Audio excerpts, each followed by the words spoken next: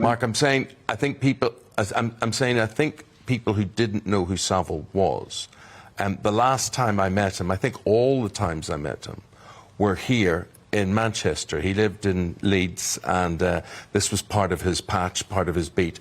And I can only say to you, I think people forgave him lots because he was this clown character, this sort of... He was a philanthropist, everyone thought, didn't they? Yeah, but he was this larger-than-life, you know, you couldn't really put him in a box.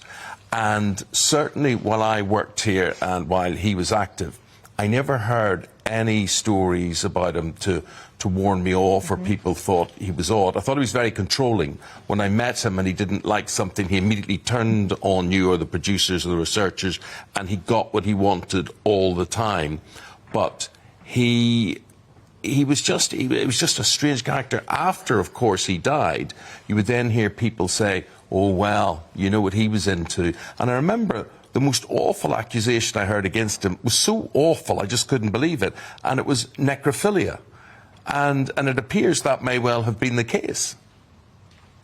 Yeah, I mean, obviously you met him, Eamonn. I didn't even meet the guy, but I did an awful lot of research around him and spoke to people who knew him very, very well. He was a character. He was an incredibly controlling, persuasive individual who managed to get himself right to the very top of the industry. And as a result of that, was allowed to do almost whatever he wanted. That's what gave him the access. And he wasn't bad all the time. Of course he wasn't. Offenders aren't bad all the time. But what they do is they are clever and manipulative in the way that they get access to people.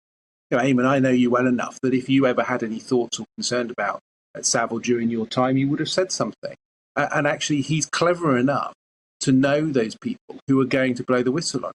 But there were people out there who did have information. There were people out there who could have stopped and certainly taken some action in relation to him.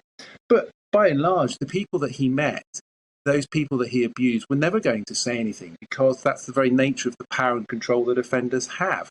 And also, crucially, he was never going to be believed. People were never going to believe the victims that he was an offender. This is a guy who put himself in the centre of every piece of attention, created an almost clown effect around him at times, where people would simply pass it off. That is Savile, and that's the way he is.